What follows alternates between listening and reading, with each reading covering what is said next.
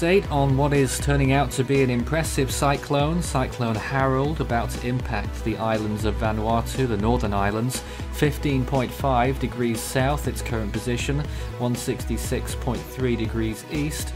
We're listing it as a Category 3 with winds of 125 miles per hour, that's 200 kilometers per hour, and an estimated pressure of 943 millibars moving east at 4 miles per hour.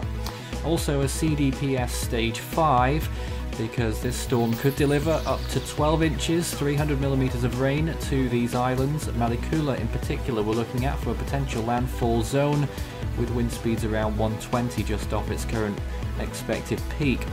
Stage 5, devastating consequences likely for some of these islands, no matter how much it strengthens or perhaps weakens. So here it is right now then at 6 AM local time, this April the 6th. And you can see its wind field, a fairly small wind field. It will probably grow over time, it should do. It's currently 30 miles from the village of Ilia, 63 from Luganville, 206 from Port Vila, 754 from Nadi in Fiji, and 826 from Suva. A cyclone warning or red alert in effect for 3 of the provinces, and a cyclone watch or yellow alert elsewhere. So as you can see, we're really holding up the rear on the current intensity estimates. That's due to the storm's poor eye appearance, even though aesthetically it's looking rather decent right now.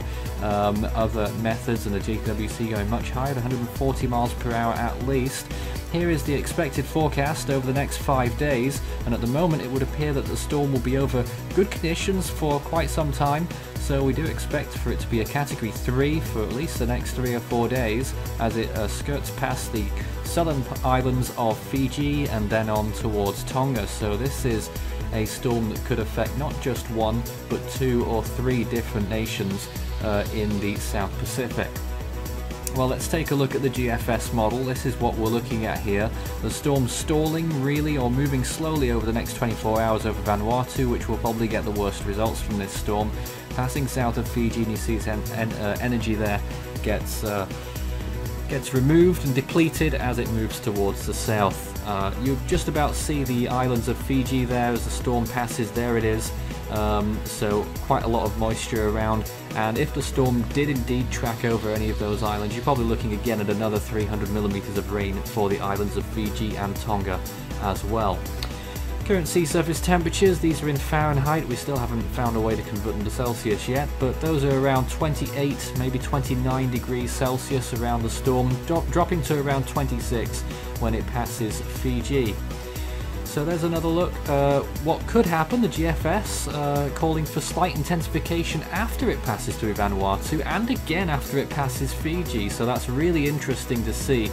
Potentially 3 intensity peaks of this storm before it finally dies out as it sinks towards the south. So that's something to watch out for. You can see the HWRF also says that the peak hasn't yet arrived and will only arrive in 2 or 3 days. So that again is something to watch out for. Wind shear is going to remain fairly low for the next 3 days, low to moderate, up until the 8th of April when it starts to really rise. Sea surface temperatures won't be an issue for the full 5-day period. Relative humidity is going to be pretty much where it's at right now, so things aren't really going to change very much for this storm in terms of condition favorability over the next few days. It will grow in size most likely. The storms tend to do that over time. And you can see here on the latest satellite imagery, so its structure is looking pretty decent. It's been getting better all day.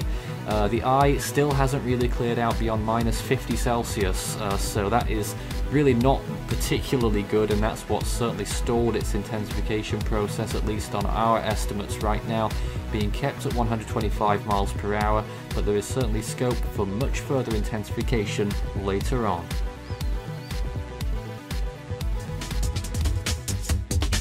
Check out our new look cyclone tracker on the Force 13 website for the latest up-to-date information. You can also find us, of course, on our YouTube channel, search Force 13, and also on Facebook and Twitter, Force 13 at Force 13 on Twitter for the latest updates. You can also help the project become even better by becoming an Ultimate Fan on YouTube. To see the full list of Ultimate Fan benefits and to join, visit youtube.com/force13/join. with a special thanks to our top supporters this month.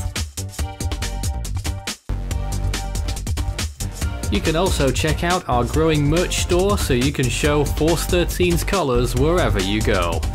You can also find a link to our Discord server underneath this video in the description.